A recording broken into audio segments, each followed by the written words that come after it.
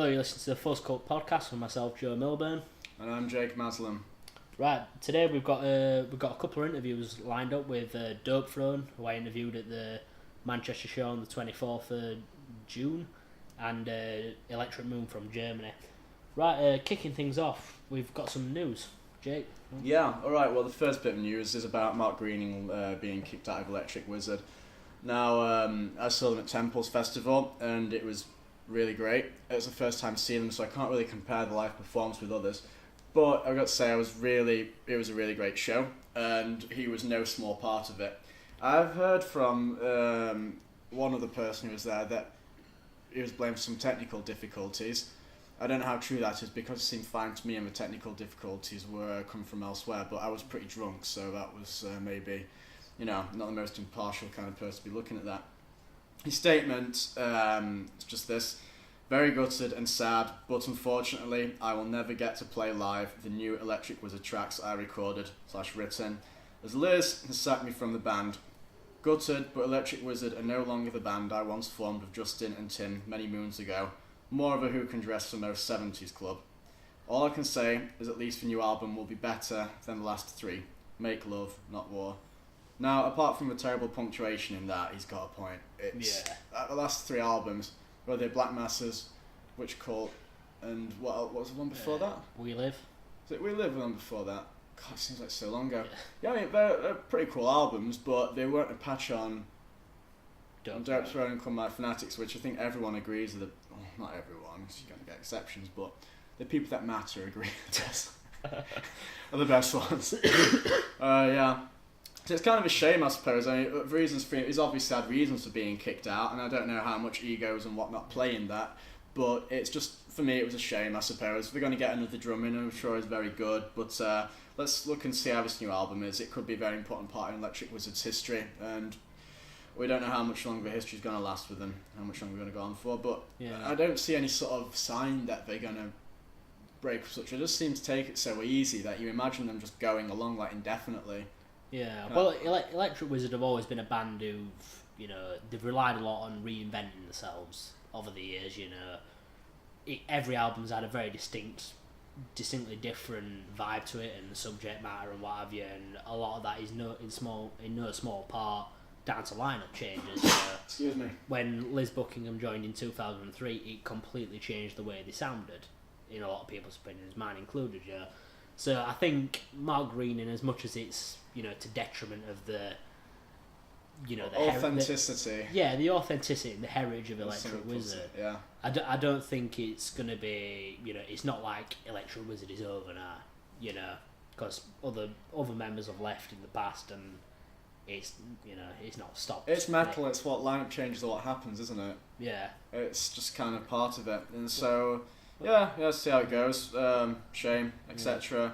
But in regards to the reasons that Mark kicked from the band, what were they?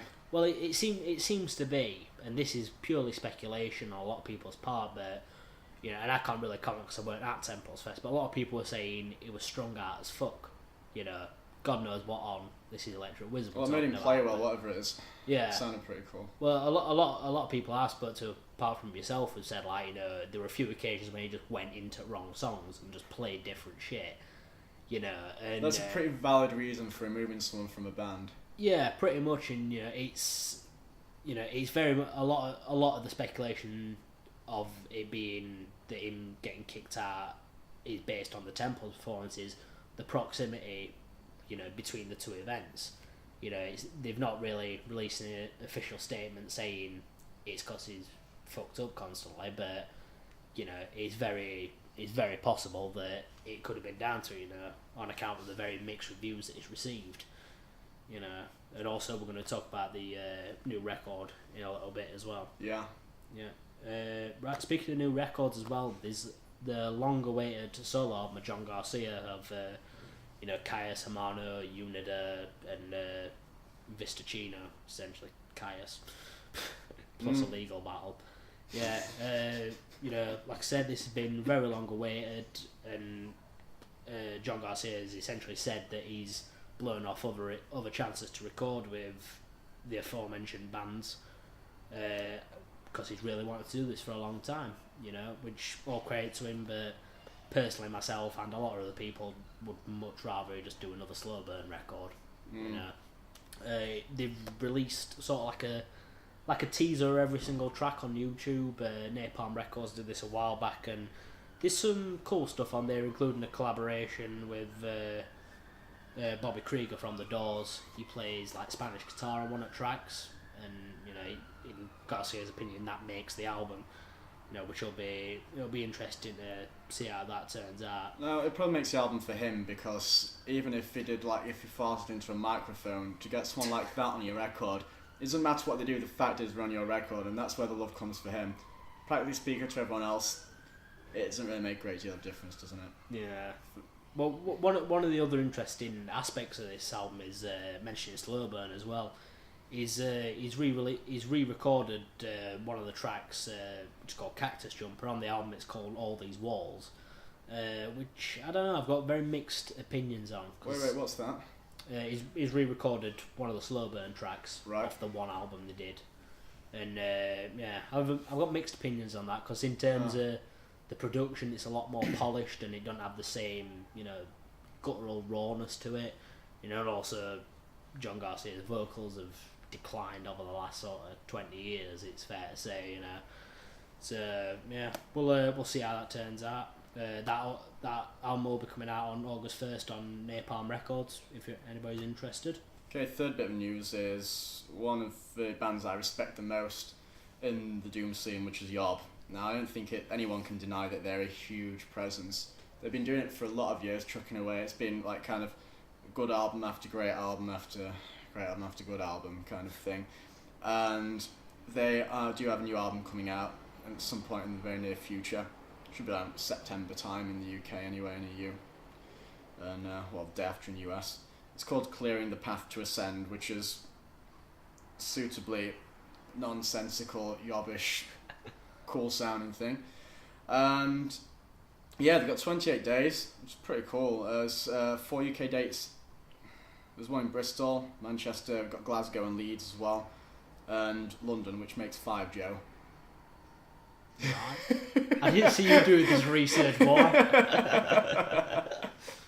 That's a good point. We round it off with a headline appearance at the first Antwerp Desert Fest in October, which is pretty cool. And alongside Electric Wizard as well, if they're still playing it.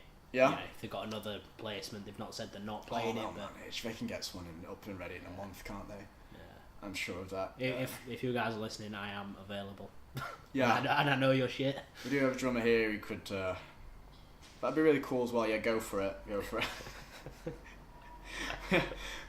a brilliant band, really brilliant. I like to say about them, and people kind of don't disagree as much as I intend, but like, objectively speaking, they do seem to be one of the best doom bands in the world. They've got their sound locked tight. They just mixture of originality, great sound, great albums, songwriting, and it all just comes together. And even though they're not my favourite, I mean, I don't really feel much need to buy many albums from them. Their music's just great. Like it just seems like, as far as you can put an objective spin on music, it just seems to like kind of be doing that. So that's why, even though they're not my like, kind of favourite band in the world, I'm still like excited, and I'd always want to see them. Saw them twice at Roadburn. I like kind of missed off other bands which would have been cool to see as well, just to see a second set by them, and it's just crushing. It was really crushing. That like just the sound of bass and drums alone it's double the force of most doom, like kind of extreme doom bands you hear. You put the guitar and vocals in the mix. It's just, you can't believe that comes from 3 people. Yeah. It is from like kind of just must have been huge gear geeks for the last few decades, and it pays off. They sound incredible. But that's enough joking off over them, because if you like them, you like them. You don't. If you've not heard them, give them a shot, give them some time, nice 20-minute songs, and see them, because even if you're not a huge fan, like, got to admit, I'm not the biggest fan in the world, they're just great. They're really great. Will you be seeing them on this tour? You know, they're taking Paul Bearer out with them, who were also on Profound Law, you know. Well, there's Paul Bearer with them as well. Now, I'm not a huge Paul Bearer fan, because I don't get the big deal. They're winning all sorts of awards, like kind of album popping up in non-metal best of the year albums kind of thing. And I mean, the whole crossover appeal thing doesn't turn me off. I think, good for them, but he just doesn't really appeal to me. Like I've heard a track from a new album, and that really connects me a lot more. I don't know, maybe it's just more accessible, and the whole thing will just ultimately prove to be not as engaging as the last one. I don't know, but hey, yeah, I'm looking forward to hearing what they're doing, because for a band like that, you get the feeling that they can grow. Like, you do get that impression from some bands that they couldn't go on to like even better things. Yeah. And it's just their second album, as far as I'm aware, unless they had like one of those debut albums that just dropped and no one like kind of pays much attention to, like Inter Armour, for example. Yeah, it's going to be a great tour, I think. Nice one. Right, and to round off this very Electric Wizard centric news block, is only yesterday they announced the title of the new album, which is going to be out before end of this year, according to the Wizards themselves, and it's called Time to Die. And they've also released the artwork, which on first impressions is not that impressive. It's been done by Just Osborne himself. Apparently there's an image in the gatefold that really ties it all together. But I'll post a picture of the actual artwork. In terms of our artwork, you see their merch seems to have a lot better images on than their actual artwork. On albums. They've got some very archetypal merchandise. Like the classic Bitch and Bong T-shirt. That's an absolute classic among all merchandise. Not just in Doom and what have you. But artwork wise, they've had some good stuff. I've always got a soft spot for the split they did with Reverend Bazaar. I've not listened to that, to be honest. So that's a good shout. And Super Coven as well. That's just radical. And and Dopethrone is badly done, but it sums it up. Dopethrone's it's iconic. When I first saw it, I was like, it's the very first exposure I had to Electric Wizard. And I heard this name like Electric Wizard. It just sounds so clunky and awkward and stupid. No, it's called the Dopethrone, and there is a guy on the front like kind of smoking a joint. I was like, what is this? Yeah, I honestly, when I first saw it, I just thought it was a really bad resolution picture. But that like, but no, it really is that bad. Yeah. But when you see it in the flesh, it makes sense. It's pulpy. It's dirty. It's what Electric Wizard are about, really. And Jake's gone to go and get the LP. Yeah, it's a reissue on more recently. The gatefold on that, it's kind of disappointing.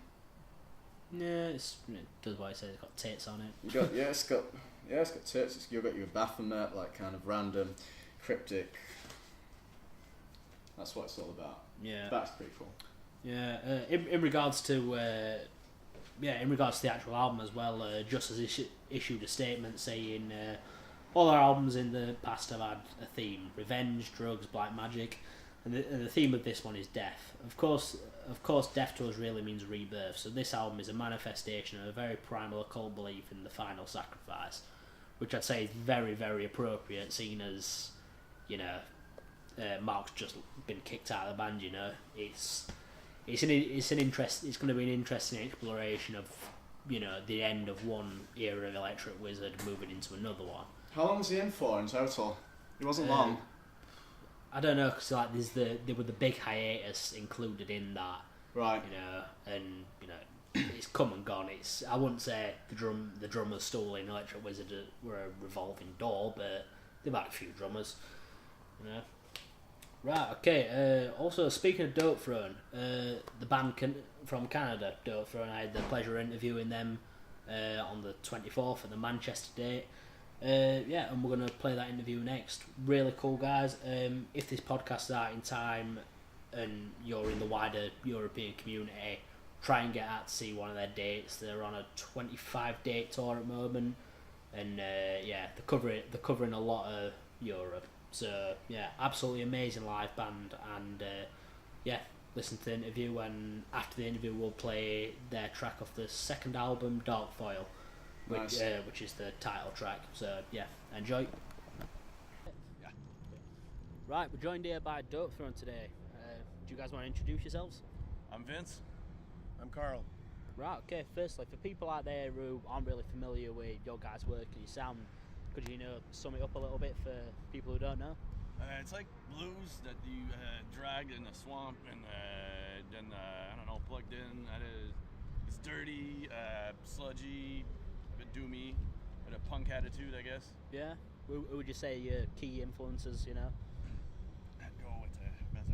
I love Iron Monkey. I love like, Graves at Sea. I love I Hate God. I Hate God. Fucking a lot of there's so much of influences. I can. Yeah, you can start. You can. Bungzilla. Yeah, Bungzilla there. That's way up Weed there Eater. Too. Yeah. Weed Eater's like on top there. I Black love Sabbath? fucking Weed Eater. Black Sabbath. Yeah. David Hasselhoff. Yeah. A staple of any Doom band. Okay, right. Let's talk about this tour. You know, you're 2 days into it. This is your second night, I believe. Yeah. Yeah. Where are you going next? And is I don't know. We're playing London tomorrow. Wait. Right. Okay, so we played Birmingham yesterday. We're playing Manchester tonight. So Yeah, London and tomorrow. Cardiff Yeah. after. Yeah, that's it. Is there anywhere else in particular looking forward to playing? Well, I've never- Germany. Yeah, Oh, Germany. right. We love Germany. Playing. Germany, they love us there. We What's love it. this festival in Germany? Yeah, in Flammen. In Flandern. right. Yeah, we're playing that. And I'm happy to play Barcelona. Oh, cool. I've never been to Barcelona. I really want to check it out. So that's gonna be cool too. Yeah. Yeah. Is this the most extensively you've toured Europe before? Or? Yeah. Yeah, last year we did like 15, 16, 17 shows. This year we're up to, I would say 25, so yeah. Yeah. Cool. A lot of fucking shows. Yeah. What are your guys' plans in regards to your next record? You know, the 3 came out in 2012, you know, it's been a while now, so... Album number 4, which is not going to be called number 4, we don't know for now, but we have, I would say, 5 songs. So far, maybe five or We're- 6 after so far. the tour, we're going to work on number 4, and it's going to probably come out before the end of the world, at the end of the world. At the end of the year. Before like the end of 2014, it should come out. And we really wanted to take more time with this record. Yeah. Because we kind of rushed the last one in a way, and we did it faster, you know. And Plus it were 5 tracks as well, so... yeah, so we want to do like a longer album, more tracks, more than an hour of music instead of like 40-something minutes, and like, you know, maybe Take our time too with the artwork, everything. Just take our time and release something, you know, that's, you know, we want to be proud of. You know? Well, speaking of artwork and that, on the next album, you guys plan to do the DIY thing, you know, that's made you guys so famous and respected in the scene, you know. Yeah. It's, Yeah, it's something I admire you guys a lot for personally. It's, all the artwork we've done is all us with close With friends a friend that we that- don't pay. But this I'm time buying around, beer and drugs, I guess. You know. this time around, we want to take time with the artwork too, a little bit more time. We're not sure what we're gonna do. We're talking I about. got a plan to some guy I'm working with right now, but he's more like he goes a little. who's there. It's Vic. Hey, Victor. Hi, Vic. He goes a little off road and he does his own thing, and I'm not too sure about it. Like, because I'm more like I'm the one who's really in charge of the visuals aspects. And the thing is, the other artwork that we did before, I just basically my friend came to my house and we got fucking destroyed. Like, we got so fucking fucked up on a bunch of different drugs and just Photoshop, you know, like Yeah. for 2 days straight, and then fucking came out with the artwork for the last one. So. yeah, that's awesome. Yeah. You know, speaking of your records, one of the elements of your sound that I, you know, admire the most and that's, you know, greatly executed across all your work is your use of samples, you know, and these samples range from, you know, classic stuff like the grass speech from Easy Rider to some of the more obscure, like cult and occult stuff that's Yeah. on there. How do you come across these things? Do you search them out, or are they recommended? I Well, search them out. we're fans of horror movies in fucking 70s. 70s, all horror and Like weird. grind trash, hours, fucking whatever. slashers. And So, whatever. yeah, and so me and Carl and Victor too, like we always been like, you know, since I'm a kid, like I used to collect like shit, like a shit ton of DVDs and like all that stuff, you know. And yeah, I mean like tapes back then. Yeah. But I mean, like I had VHS. beta fucking tapes too of that shit. I don't know if you guys. Anyway, but yeah, when it comes to find the samples, usually what I do is I just search. I just find the samples. I look through movies. I sit there and get stoned, you know, and then I hear something and I take notes and I go and I have a little book. YouTube. Yeah. Yeah. And YouTube. YouTube helps. Cool. Aside from your usual staple themes, you know, drugs, cults, you know, evil as a whole, you know, do you guys take any inspiration from places that would be less inspected? You know, for you know, one of the thoughts that I had was, you know, for instance, you know, you guys live in an awesome country, Canada. An awesome country. Yeah, You went? No, but it's on my list. No, it's cool. It's Yeah, cool. but the geography is so imposing. You Yeah. know, the mountains and stuff. You know, do you guys get inspired by that in the same way that, you know, Electric Wizard are inspired by Dorset, in the same way that black metal bands are inspired by Norway? This is the Bourbon Crew. This is where we all play and live. We have a little scene in Montreal. Hochelaga Maisonneuve, it's called. We live in the ghetto, you know, like we live in a trashy And- neighborhood. Yeah, I think we all live- Dopethrone is connected a lot to that part of Montreal. And we're a bunch of people. We have our yard. We do barbecues all the time. Like we Yeah. fucking like do our shit, you know. And we love guns too. We shoot guns. Yeah. We like that. It's something I noticed a lot from your Facebook stuff. You guys love guns, yeah. Yeah. Something a lot He's of people. more into I'm guns more into it me. than both the other ones, but I mean, I'm the I like it. What's your guys' go-to weapons? My favorite. Yeah. What's your go-to? I think the good old shotgun's good for me, and I've been shooting a lot of AR-15 lately, It's been in the news a lot. and I kind of like that South one. of the border. We have a couple of friends that's into shooting, and one of our friends is he's managing a place Yeah, where he we could go. works in a shooting range. So even if we don't like, even if you could bring friends there that don't have a license, and you can be like, I want to try this, and just fucking like you just buy your ammo and just fucking go nuts. Like a kid in a candy shop with It's, guns. it's relaxing. It's like yoga, only Yo gun. Yo gun. Yeah, there you go. Maybe it's something you guys can pioneer, spread the word. Another question, this is what my co-host put forward. When you guys selected the name Dopethrone, did you think at all that it might be a little bit restricting and that people will expect something a bit too People always confined? expect shit. I mean, But with Dopethrone being such a I saw reference. something on YouTube one day, a guy saying, Dopethrone, is that an Electric Wizard cover band? I'm like, oh my We don't god. play it.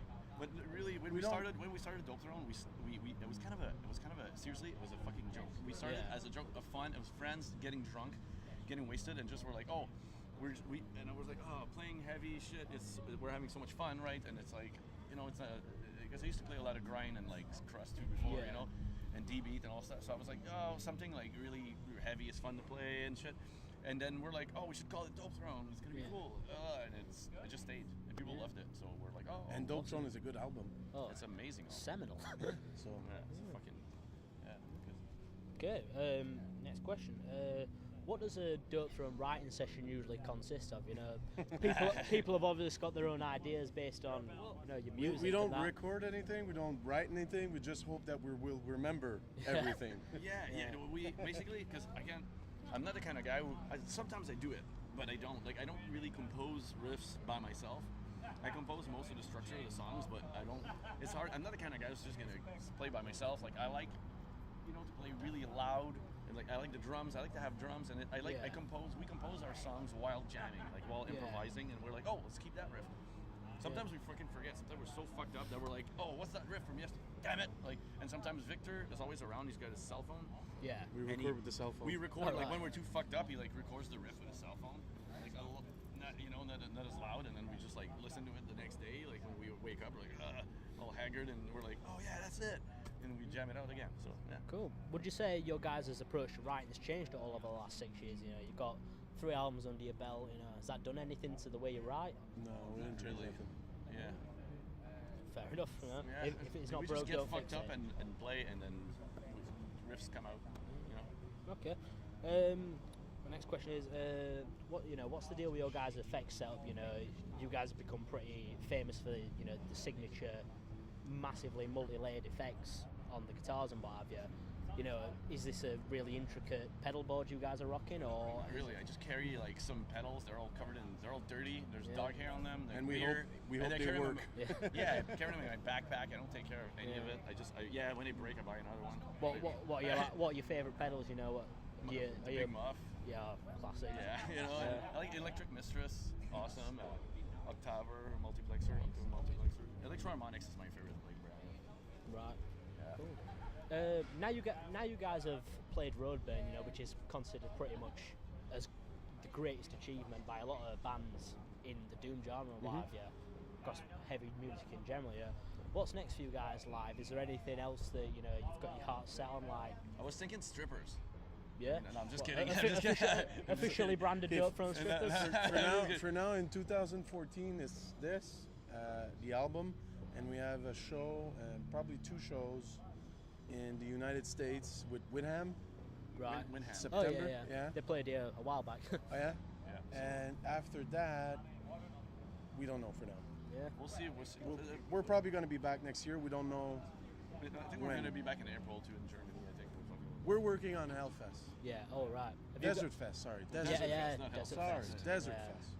Our last episode of this podcast was a review of Desert Fest and Temples Festival, and Cool. yeah, the amazing UK festivals. Cool. Definitely try get on. We don't. Next year we might do that, but we don't usually play the samples in our songs while we play them Yeah. on stage. But I was working on that for Yeah. next tour. Like I was talking to someone about it, like how we could like have them all pre-recorded and have someone like Yeah. So Yeah. they're big parts of the song.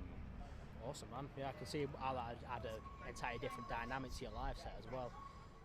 Right, the weed question. I'm sure you guys are going to be asked this in every interview we do down the road, but what's your guys' favourite strains of weed?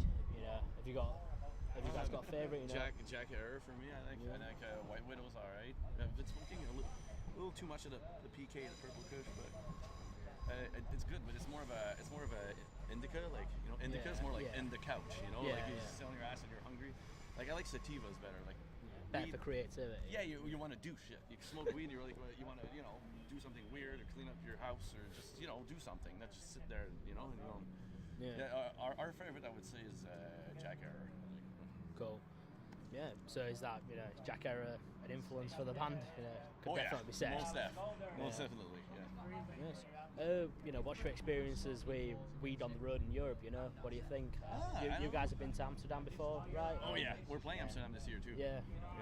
The Cave I think it's called. We're playing Tilburg and we're playing Amsterdam. Tilburg. We played Tilburg too, and last year. And no, we played Amsterdam last year. Oh no, we didn't play Tilburg last year. We played another in Holland. Anyway, it was weed. It was a lot of weed. It's good stuff. Yeah. You got at Roadburn. He had some guy give him some. So, some fucking pot cookies. All right. Okay. Right. So I was like, and I ate some. Me and Victor ate some. It's so fucked up in the hotel room. Like, but I had 2 left, right? In my carry-on bag, I forgot that I had them in my bag, and I went back to Canada. I took the plane, the carry-on. They opened my bag, and they looked at it. They're like, "What's in there?" I'm like, I don't know, fucking distortion pedals, dirty socks, and then. So they didn't see them. They didn't get caught. So, but I didn't realize. I just got back in Montreal, and I'm like, unpacking my shit, and I'm just like, whoa, pot cookies. There's worse things to find in a bag, really, isn't there? Yeah. So that was fun. Right. Okay. Last question. Right. We ask this question to all bands we interview internationally. Is there any bands from Canada, who you want to get a shout out to, who people need to know about? Zaum. Yeah. Zaum. Yeah. Squalor. Vulgar Deli. Friend Costa's band. Zaum. They're gonna blow up. They're coming to Europe. Yeah. You're gonna like it. Yeah, awesome. Like sitar, There's weird 2 effects. members. Right. They play. They sound like there's 4 of them. Om, like a bit like but more Egyptian or whatever. I don't know. Yeah, more Eastern influence. Yeah, it's fucking good. It's fucking Very good. nice. Yeah. I'll show you a link later on. Maybe you could put it on your thing. Yeah. I'll link all these bands up. Cool. Right. Okay. Right. Thanks for speaking to us, and good luck with the rest of the tour, guys. Cheers. Thank you, man.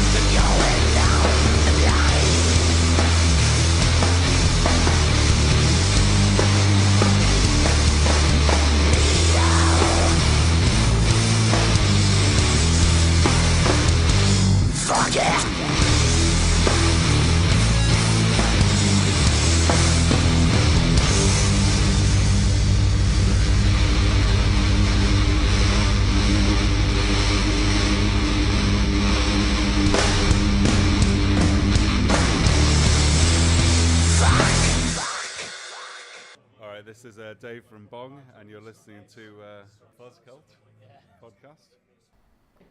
Right, rolling.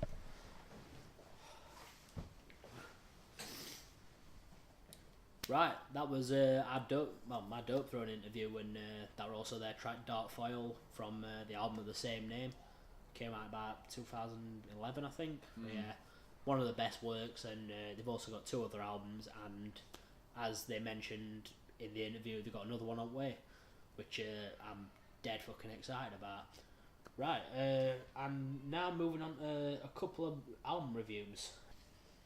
Right, in regards to album reviews, we've got review 2. One of them is The Old Believer by Atlas Moth, which is a sort of post-rocky, doomy sort of trip.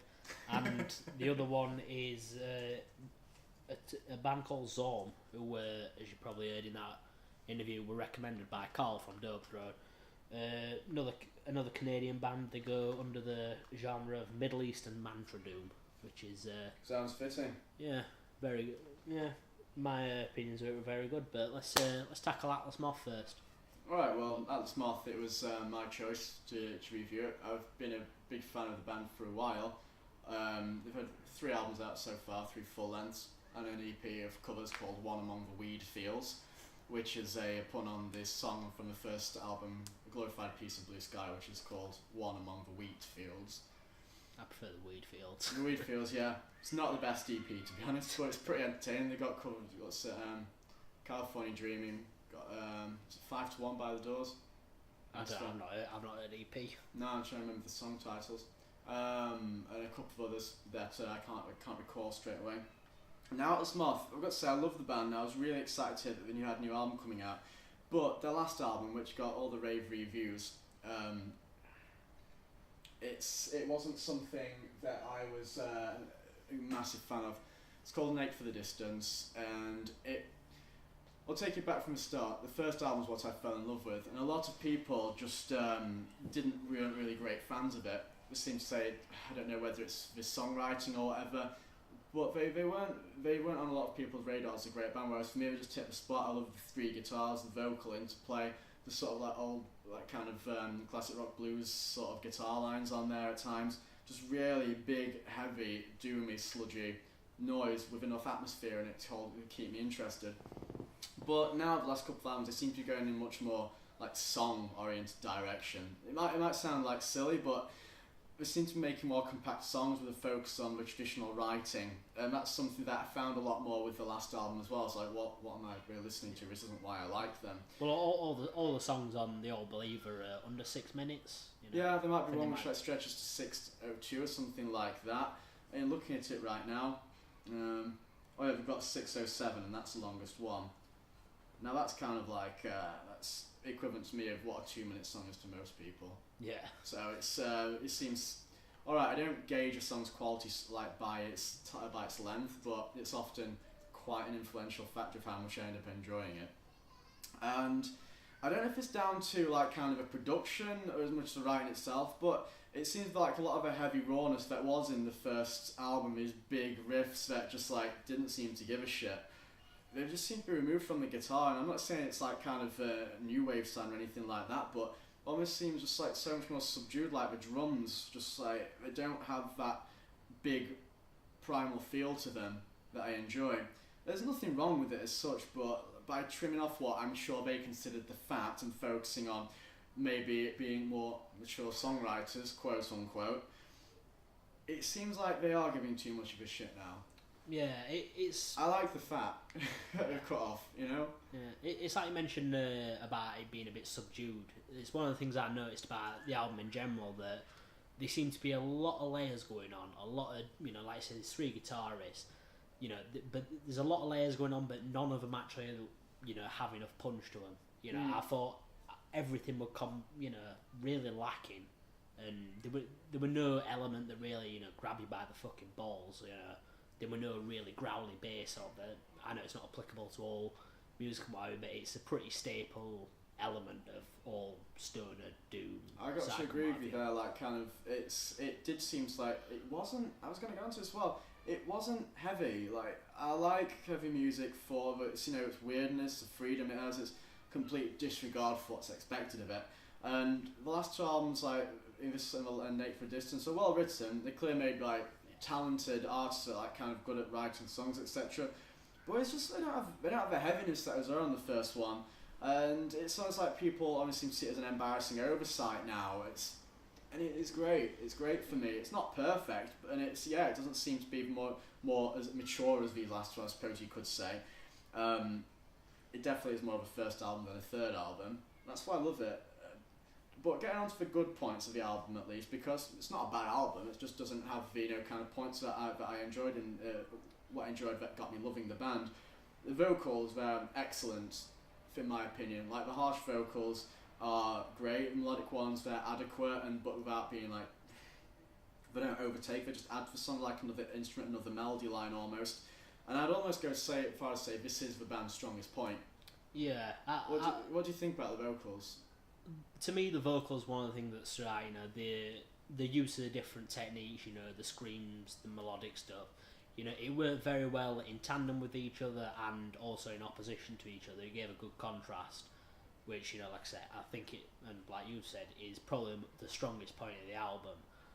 But at the same time, like I mentioned, there's a lot of layers going on, but none of it, they're all just lacking that certain something. It's like something I want to feel my ears bleed. Yeah. Like, for example, the band Foot Buttons had a song last year, the first track on it, Brain Freeze. It did sound like something was leaking into your head and just like kind of turn your brain to ice.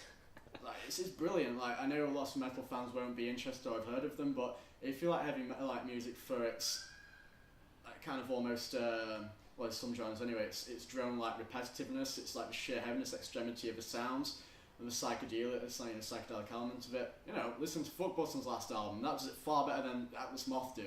Yeah. Which is what I liked about the first album. Keep talking about that, but it's just, it's good. It's good music quality, but it's consistent throughout. It's not like typically front loaded like a lot of albums are, which even by bands I enjoy, I find a lot of them are like, all right, well, it really is kind of like does start to drop off in interest pretty severely by the halfway mark.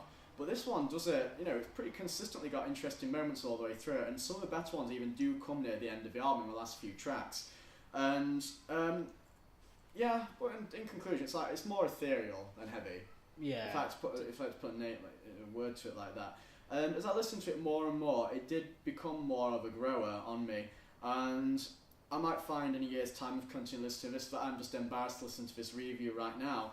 But the guitar lines are gorgeous, some of them, even if they like kind of lack punch, and like the tone of them, which I wish was combined with some more ball grabbing styles. It's really quite missed in terms of both the tone and the the atmosphere it gives and the actual melodies themselves, especially like in the sort of like sludge post metal paradigm that they actually operate in.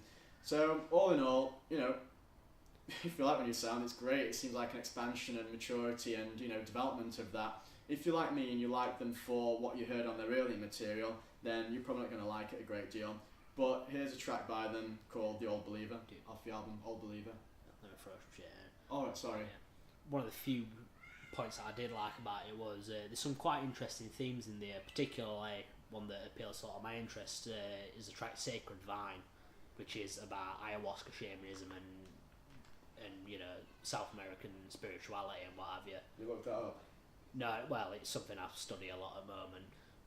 So there's some. It's definitely an intellectual record in a lot of respects, but musically, it failed to grab my attention to the point where I've listened to this album 3 times, and the first time I listened to it, I had to stop 6 times because I was getting so fucking bored. It were, it to me, it just sort of it never gets out of that mid tempo, and there's no drive to it. There's nothing that makes you. Yeah. I know not all music is meant to make you want to do this, but there's no drink, fight, fuck element to it. It's just sort of stuck in this mid-tempo lull of whiny post-rock bullshit. I'm not a big post-rock fan, so I don't really stand.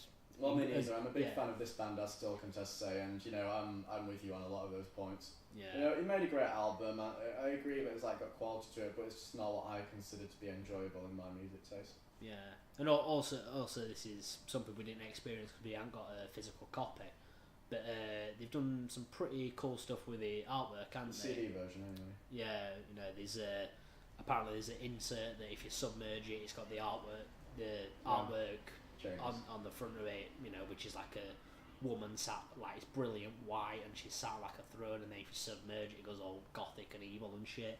That's pretty cool, but we didn't experience that. So Unfortunately not. I wouldn't mind to like a vinyl copy of, just because it's a cool album by a band I like. Like a vinyl copy of most stuff, really.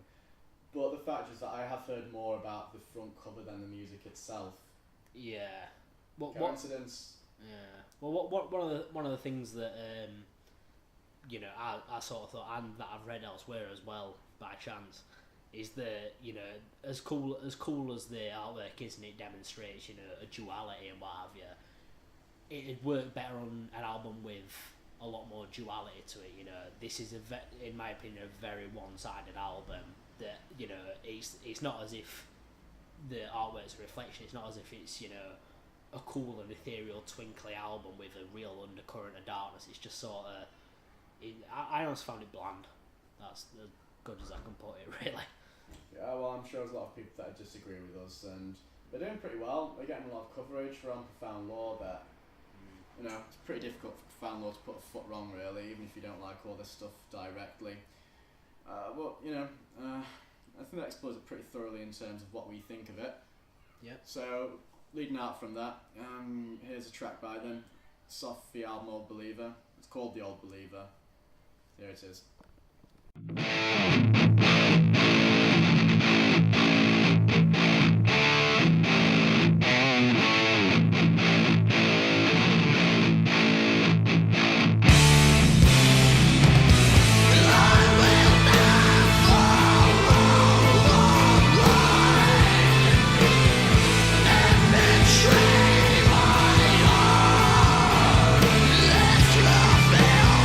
Your cloak and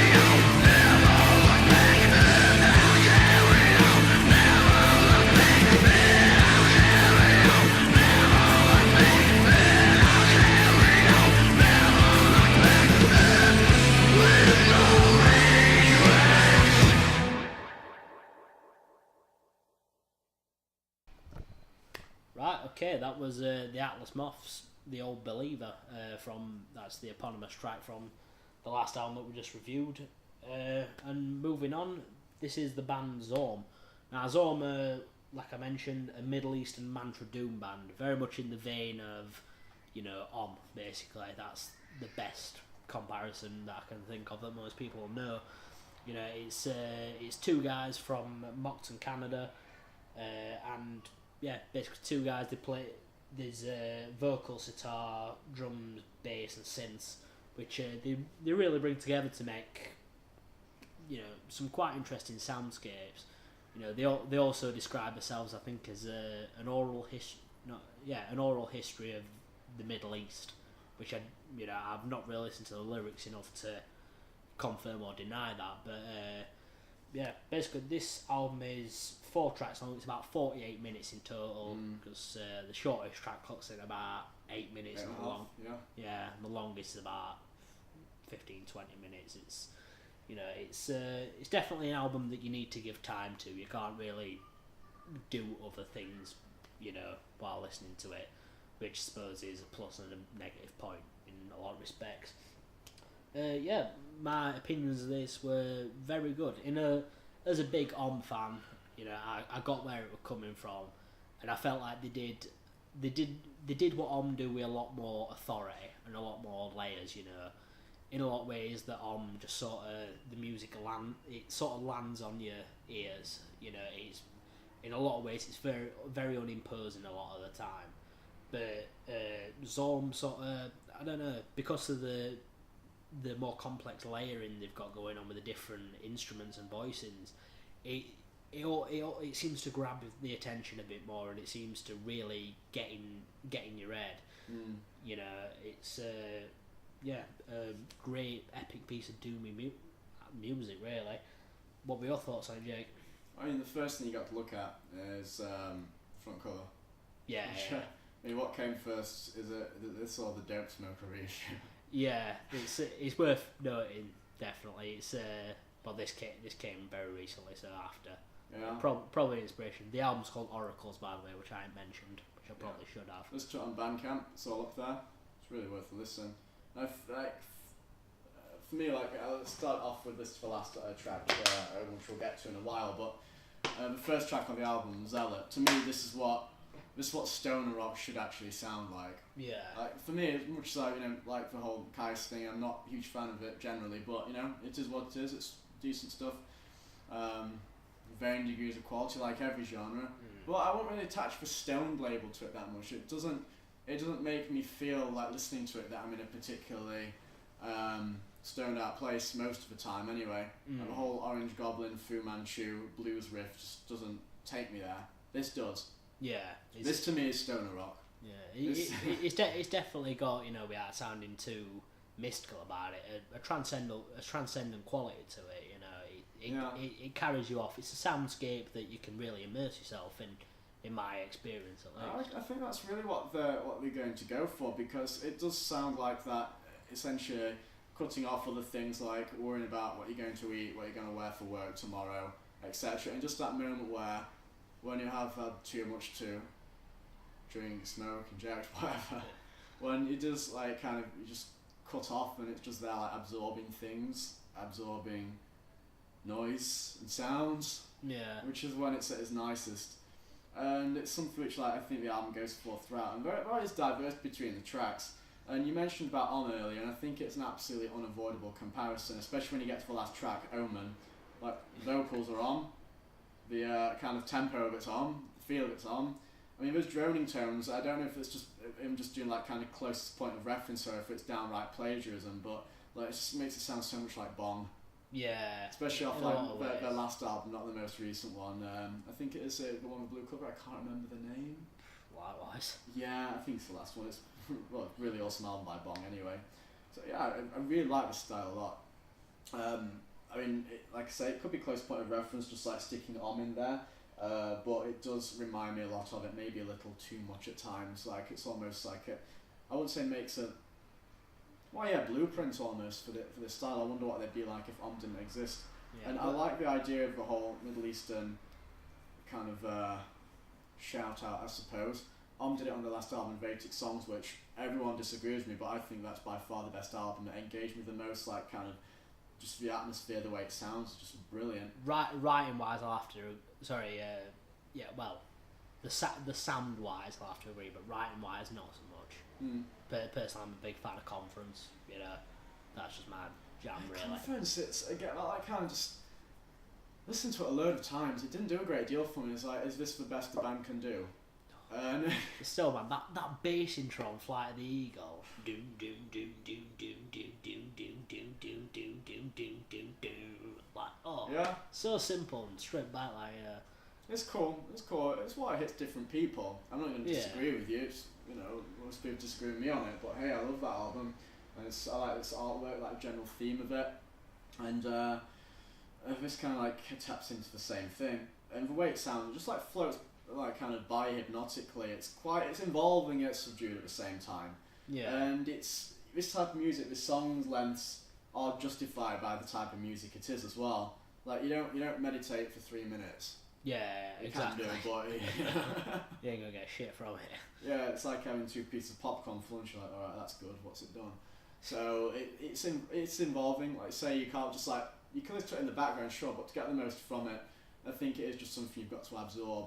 Yeah. Not in the same way that you'd listen to The Seer by, you know, Swans, for example. It's not that type of emotional intensity and involvement. Something very different, which rewards you in a different way.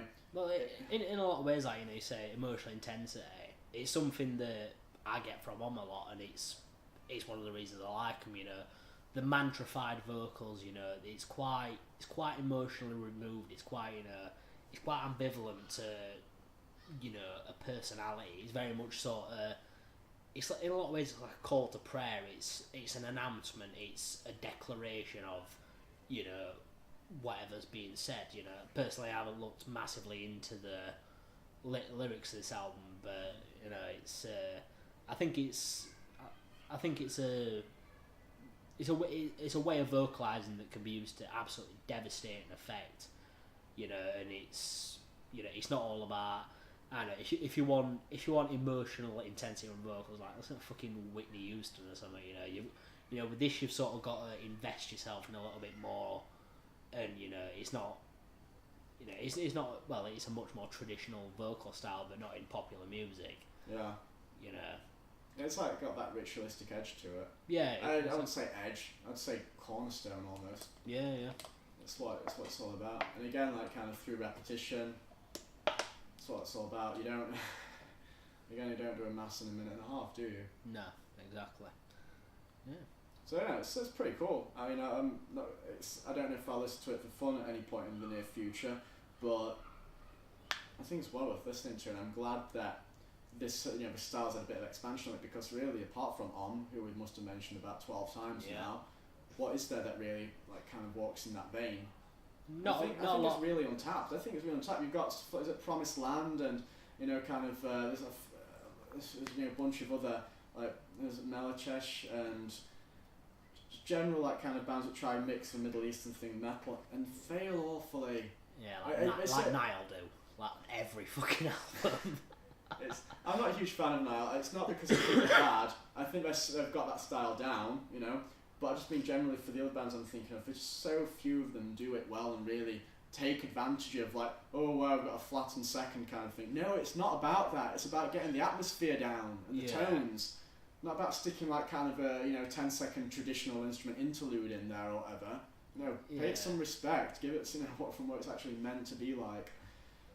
Yeah, rant over. Yeah, well, expanding on your rant, you know, it's one of the things that a lot of Western musicians fail to do is they try and put traditional, you know, Eastern instruments, you know, sitars, tamboras and stuff, through, you know, our Western understanding of music, you know, and the Eastern understanding of music is completely different. You know, everything's a few steps down and shit. And you know, I'm a drummer, I don't know about this stuff too much, but you know, it's. I think if you when it's done right and with proper reverence to the, you know, the original cultural point. But when it's done wrong, people try and anglicise it. You know, it's the best way to do it. It's like takeaway food. Yeah, you know, just pour a kind of fucking tomato soup in a curry. It's, you know, it tastes nice, but it's not real. And who knows, we're by no means experts on. I've no doubt we don't exactly hit the mark with that, but in my opinion, from what I get of the sounds of music from that area of the world, that's what invokes in me more than the styles we were just denigrating badly. Yeah, pretty much. Yeah. Right, so we're going to play a snippet of one of the tracks, probably the Zealot, the opening track. Yeah, it's a pretty cool song. Playing a snippet because it's very long. By all means, go and check out the rest of the album. It's well worth checking out. Like Jake mentioned, it's on Bandcamp. I think it's $8 for a digital download, which can't really begrudge them. You know, you get your value for money. It's 48 fucking minutes long. So yeah, hit that up, and we'll be back after this.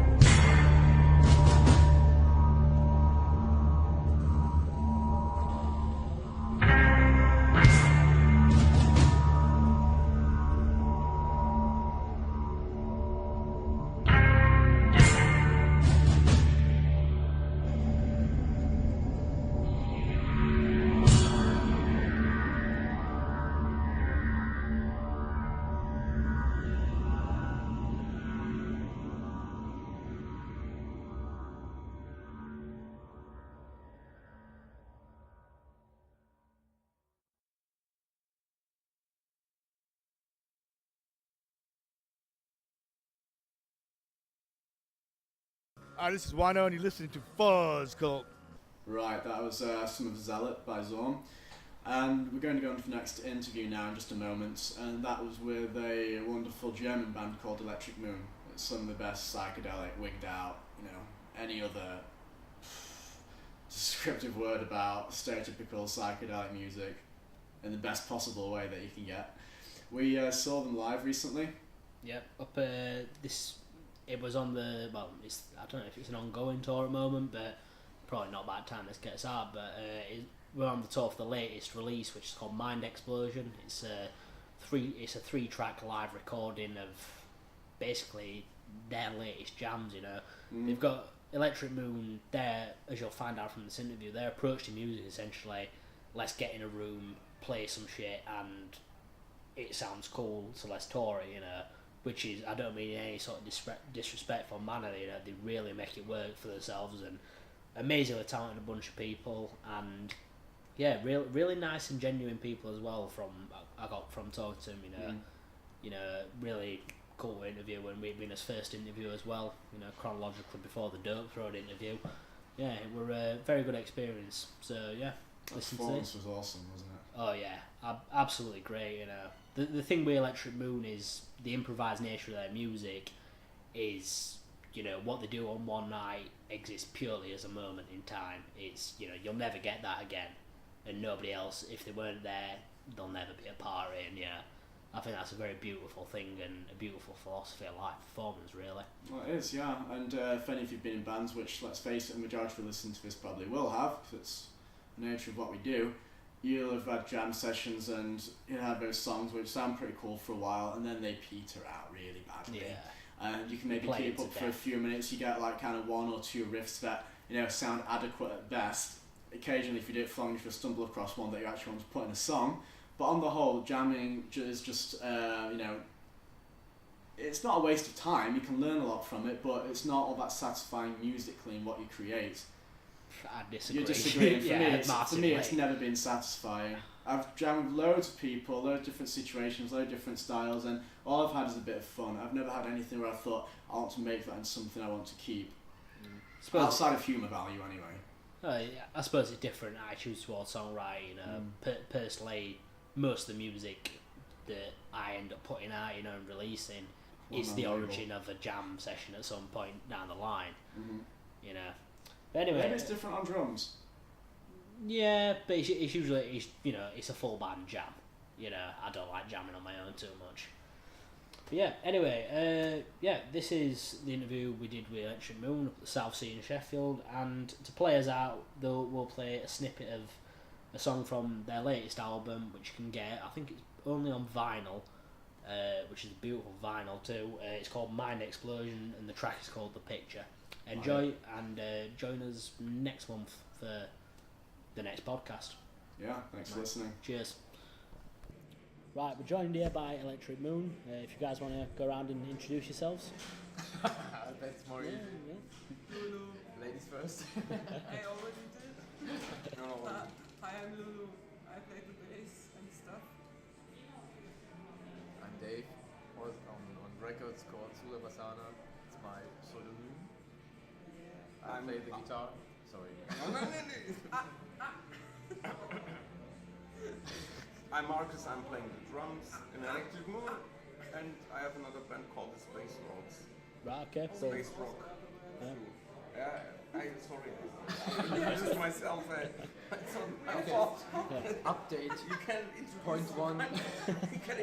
She's Lulu, she's playing the bass in Electric Moon, and the drums in Kautone. And the bass in Zone 6. And I'm playing games also sometimes by myself. I was just joking because of Don't worry, it's all fun. And I played the drums in Zone 6. Yeah. And the synthesizers in Kautone. Right, okay, so a lot of side projects going on between you guys. We're into music. Yeah, I can tell. Yeah, so for anybody who doesn't know you guys, could you, tell people what you're about, what's your influences, what do you guys do, for the uninitiated? It's really hard to describe the music you do yourself, because you just do it. without thinking what to have it sound like. Also, it's you do the music you are made for, or whatever it's called. So it's really hard to describe. It's our music, and but to any spacey, trippy stuff. It's most is improvised and arranged during the concert. Live composing or whatever. Yeah. Whatever. It's a good thing you guys pull it off. You know, I was talking to Marcus earlier about, you know, your guys' approach to live performance. You know, it's something that I've noticed personally that compared to the album recordings and the live performance, there's not a great deal of difference. You know, you guys capture it really well, which is something a lot of bands don't get to do. You know, is there any sort of specific approach you guys take to this, you know, to achieve this? Yeah, well, there is a difference because of the people which are missing when we record in the studio. Yeah. But it's the same way we record. We just play together and improvise. And then maybe some overdubs later, and that's the difference to the live concerts. One of the differences. Another difference, the communication with the audience makes us sometimes developing or leads the music to another direction, and in the studio you don't have this feedback. That's the difference. That's the main difference. The power and energy on a concert is more than in a studio situation. It's a different situation. Maybe we can play with a lot of power in the studio as well, but it's not the same because the feedback that there's something going on. It's like if you play live and in the studio it's just between us three, but not between us three and the audience. It's much more souls involved than. Tell us about the pedals. The pedals you have. We want to know. Come on. Tell us, For those who aren't here, this is Pedro. He attended tonight. He's also taken some photographs too. Thank you. Yeah. Tell us about the pedals you have. They are there. We use a lot. We are pedal nerds. You have a load. And we could make some other pedal nerds' eyes wet when we tell we have much more at home. My friend who was here earlier, he described your board as the pedal board of the gods. You know, I'd say that's quite accurate. You know. No, I just put them my way, and this is coming out. I don't know. I did it, or I do it since years. So for me, it's the normal way. So I can't describe the special thing. I'm lucky about it. I love these pedals, and tonight the combination of the effects and everything worked really well. So yeah. It was a mind explosion. Thank you. To take it back to your live performances, you know, an example I can give of, you know, the fact that you guys keep such intensity and, you know, it's really a force, you know, watching it. You know, for example, another band from Germany, Samsara Blues Experiment. I saw Samsara nearly 2 months ago now, and they had absolutely nothing compared to you guys. You know, there was, you know, on record, I absolutely adore Samsara, but live, they failed to engage, you know. Really? But I've never seen them. I'm sorry. Yeah, I've seen them. It was not bad. But Who's that? Samsara Blues Experiment. This band. Yeah. So, but like you guys, on the other hand, you know, you hooked people in. You know, the audience were really grooving off and vibing, and you know, it were beautiful to be a part of. You know. Yeah, because our music is more free than, for example, Samsara. They have, I know Samsara that their music is also improvised, but not as much. Not so free, and I can only talk for myself.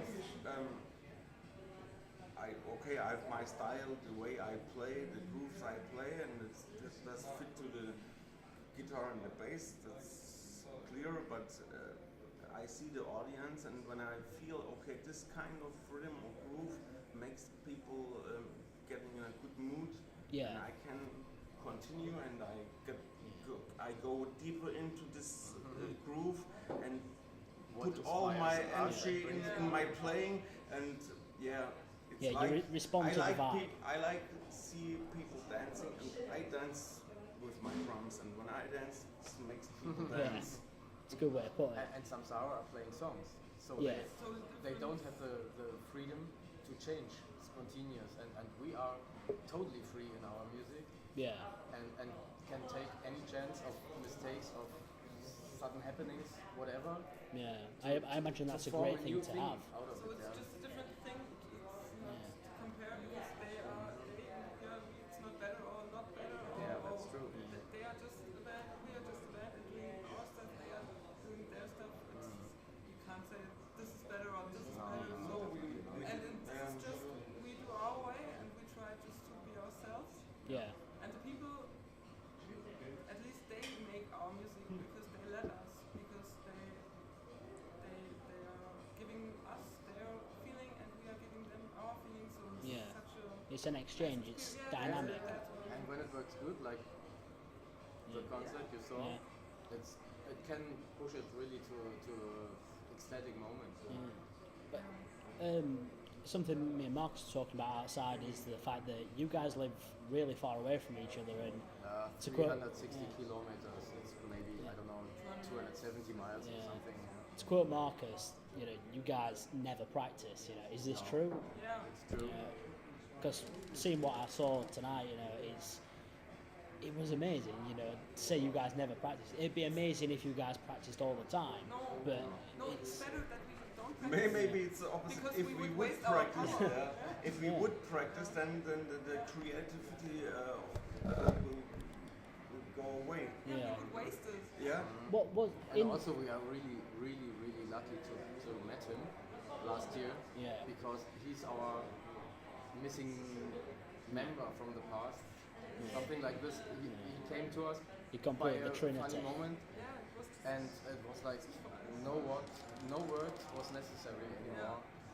We feel the same, and we melt together when we play, and it's from the our beginning. man on It the was drums. Yeah. the first time we rehearsed one time. It was before we ever played. It was Just to check out Check if out we, if if we fit together. and this was Because we hired him Perfect. for a tour, and on a tour for 2.5 weeks, you must Yeah. know the other There's a- person there's a before chemistry, you go on yeah. tour. And he came to our place, and we started the jam, and it was like, okay, that's it. and No more words. first it was just for a tour. Yeah, he wanted to help us out because we didn't have a drummer. We didn't want to cancel. And then we found out we have to go on together. Yeah. we must do. Because it was, we felt right together. We have the same kind of thinking, and we laugh about the same things. And The humor is very important. it was fun. Yeah. Yeah. From the first moment, we had a good feeling together, and Yeah. Not only on stage, also. Yeah. Chemistry is important. So Yeah. important. this is very important for a band, that you don't only go on stage to play music, but you like each other, and Yeah. you being like you are friends, and It's a, you have a good time when you are together and have fun. Yeah. And if you go on stage, you have. I mean, people will feel it. If there's no connection, you can't really impression the people. This kind of You music give is your so feeling. emotional. Yeah. yeah. Like tonight, I had the feeling we're just one. We're Yeah. melting together, and this is one. We're Manchester, three persons, but Manchester, we are yeah. one person on That's stage. right. Absolutely. It- It was also the sound of it. Yeah, the sound it was melting together. it- It was one. it's something I can relate to a lot. 'cause Tim. it's something I can relate to a lot in my own band. I met the guys in my band 3 years ago, and they've fast become 3 of my closest relationships. We're like family. It's, Yeah. and like you guys say, you feel like one on stage. It's developing that the relationship to really know the dynamics of each other's playing. And it's a beautiful thing when it happens. And no great band's ever been without it. So important. It's really important if you want to tell something with your music, with your feelings. To express. Yeah. in regard to taking back to your geographical locations, what do you guys do about writing? You know, do you guys share things over the internet with each other and come up with ideas, or do you know, get together and just jam it out, or you know, what's your guys' approach to this? I don't really understand what you're asking. Sorry. Yeah, how do you guys communicate your music, you know, between each other to get the ideas together? We don't do this, we just play. Yeah. We just meet for playing. Yeah. That's no telling. Just let's do it. Yeah. Maybe some the theme from last concert was cool or something like that. But we have a handful, maximum a handful, maybe 3 so-called themes. Sometimes it's just a little basic riff. Yeah. And like tonight, the last track of these 3 tracks we played is called The Picture. We played it on the Italian tour, and we toured first. Yeah. And it was Lulu's idea, this bass line, and then it's a catchy thing. So we went on concerts with this, but it's developing totally different from concert to concert. So that's our communication. Yeah. Sometimes Dave starts with some sounds, and I listen, and I come in with the cymbals, and then there's some groove coming out of it, and I develop it a little bit and make sounds, and then comes a bass line, and we develop the bass line. And I react to her, for example, to the first song tonight. She was playing a bass groove, I've never heard it, and I just feel her attack, and I play the same on my drums, and I play, maybe it takes about 10 or 20 seconds, and then I know exactly how she hits her bass, and the same way I play, and then I start to make variations, and Dave is sitting on this and make sounds, and there's a song coming out of it. It just happened. We never played it before. It's very evident, you know. You can see your guys' writing process on stage. You know, you all face each other. It's it's not a performance to the crowd. To the public, it's more important for us to show each other's face to close the circle. Yeah. Maybe. And I don't like it when the drummer's in the back and both or 3 guitarists and stuff are in the front. And the drummer's only seeing the back. It's a very non-traditional attitude and approach towards music, but it works for you guys evidently. We always did it from the first time. For us to watch each other and just to come into each other to have our vibrations. You can't communicate this way. Yeah, a lot of bands try, but it fails. Yeah, and sometimes we look at each other and we know, okay, now it's a point to calm down a little bit, or okay, now it's a point to come to an end, and there are some themes. I listen to it, and then we play 4 bars or 8 bars or 16 bars, and after that I know that Dave will put another effect, and I make my rhythm deeper, and so we arrange the music on stage. It's an unspoken language, you know. It's what you guys develop between you know. But it's like communication. Is there any element of telepathy? You know, do you guys mind read? Imagine this. Our first concert we did together was in Innsbruck last year on the tour. We did not rehearse, by the way. Yeah, and the first 2 tracks of this concert were originally planned to put out on vinyl for this tour, but the pressing plant has a proper delay, so it's not available. Right, okay. But the first concert we ever played together was the first song. A true mind blow. The first song we ever performed live to the end. It was like, okay, it was absolute explosion of anything. And so it went on from this. Speaking of vinyl, you know, you have a massive amount of material released on vinyl. You know, the live shows, particularly. It's because it's improvised, so every concert is different. Many concerts have this very special. Yeah, imagine if we would have recorded our concert tonight with a good multi-track recording in a good sound, and maybe we can make a release because it was not bad and the people loved it and the feeling is there, and then we can make a release. But it's better when we do not record every concert because we would die then, because oh no, we must release this, oh no, we must release this, and like 20 die live and then we would really wow, because everything is new material and again, except some themes. That's what I told you when we play the next concert. We will not play the same like tonight. It's impossible. It will go the same style, the same direction, but different. Yeah. Same but different, like this. Yeah, You can say it in India. true. They say in India, same but different. And even if we would play the same 3 or 4 or 3 themes we played today, it would be totally different. It can never be like that before. We would never repeat it. But that's a it's a great thing watching you guys there.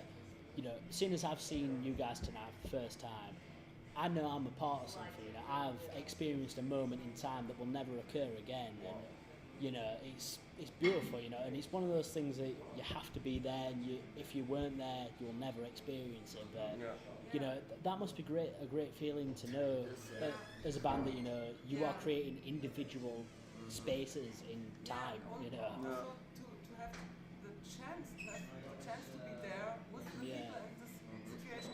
All the people are then the right time at the right place. And we share this with the people. Yeah, and it's so big fun, unique. and it's a lot of fun for us too, because imagine if you play the same song every night on tour. After 3 or 4 days, it's getting boring for yourself, not for the people, because they see you the first time wherever you play, but for yourself, this is kind of routine and it's getting more precise and professional or whatever, but it's not so interesting. And for us, every single gig is interesting. It's a new experience. It's a new experience. Even And if it's it's shit. never get can't be shit. No, I mean, even if the music was not It's good never. enough, It's always interesting. It's always fun. Yeah. So you guys have made sure you'll never ever get bored, so you can do this till the end of time, just grooving like you I do. don't know.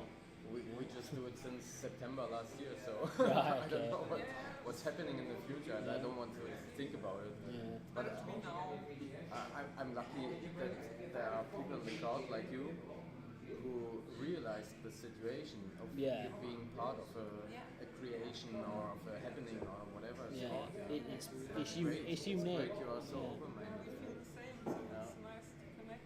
And this is the feedback thing going on between the crowd and the band.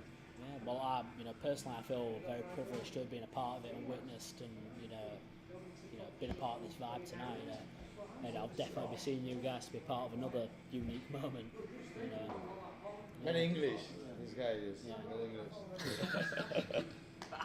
He is, honestly. It's good. English is my first language, man. Thank you for that. You're the only one at this table here. Native English speaker. Thank you for coming to Sheffield, guys. Honestly. Very much. Thank you. Thank you very much. Thank you for coming To the parallel universe. to the parallel universe. So I suppose we should be wrapping this up now. Can you guys tell us? I know you just said you don't want to think about the future, but what's the future election? Where's this tour going to take you? Have you got another? When are you going to release another album? And more importantly, what do you think the future is of psychedelic culture? Because a lot of people seem to think that psychedelic culture is treading the same water it's been doing since. I hear this since 15 years, but nothing really happened. So No, sorry, let's see what happens. Oh, sorry. Maybe He's very young, so he doesn't know. to some culture thing or to some Schublade.